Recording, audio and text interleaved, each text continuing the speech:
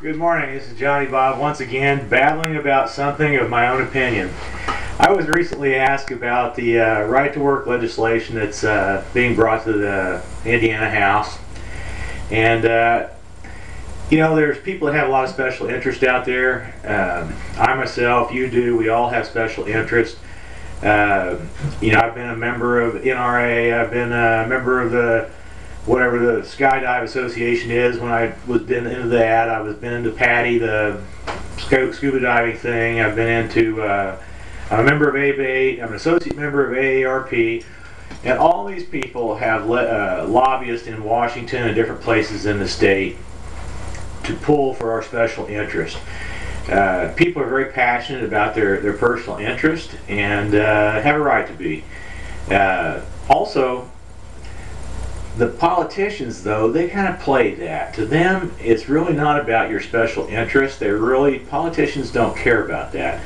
They care about your money, because that's what they're all about. Politicians are about getting your money. Bottom line, that's it.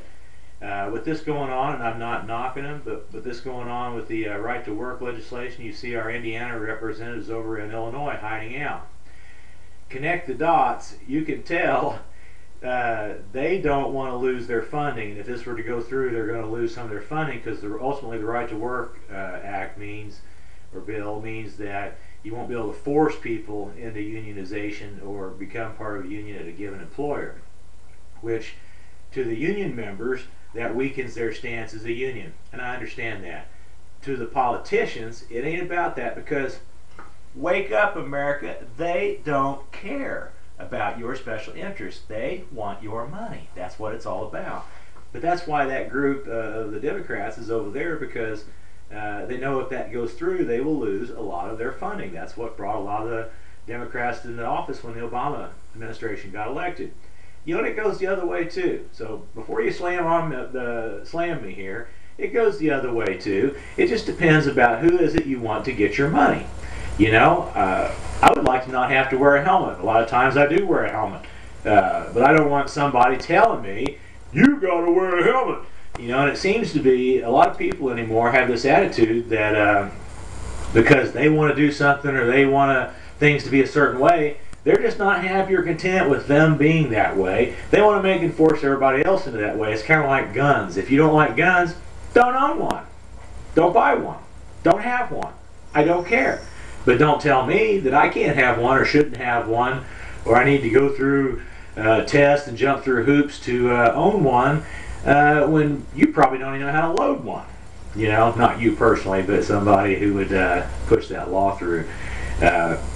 You know, politics is just kind of dirty. That's all it is. Either side, either way, it's all just dirty. It's about their money. They create this drama on the news for us and everything, and we get all caught up in it. Man, we get all excited, and it's like, oh, you know, I remember back when the Clintons were elected, Bill Clinton, the president and her husband.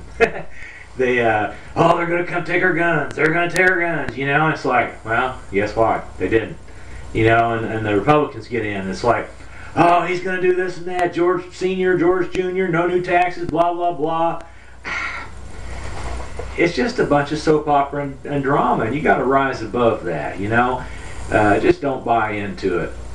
Paul Harvey once said, it's important to remember in times like these, there's always been times like these. Common sense, people. I wouldn't let it get you down too much. I don't think much of this legislation is going to change too much. Back in 1947, the Taft-Hartley Act, it became law that people had to, if they were going to work for a certain employer that was unionized, they all had to be a member of that. The right to work is the change of that. There's already 23 or 27 states or something like that way. You can quote whatever statistics you want, bend it around to fit your own special interests. You can do it with motorcycle helmet laws. You can do it with gun laws. I'm kind of over it.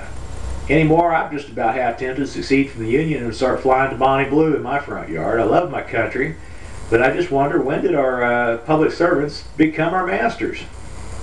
It's like they have the idea that they own us. You know, the Democrats over there, and the Republicans they're not much better. They did it back in 2001 in Indiana. They bailed up and went to some hotel. Bottom line is, if somebody's on the House floor We elected them to go vote. If they don't go vote, they're not doing their job. If I didn't do my job, I'd be fired. I suggest if they don't get their backsides back to Indianapolis to vote, we fire them. We should have fired Republicans, done it back in 2001. We should fire the Democrats for doing it now. They ought to make it a new law where if they don't want to show up for the vote to do their job we hired them to do, they get fired. They're probably over there in Illinois hiding out on our dime in the hotels anyhow. It's probably costing us to put them up over there.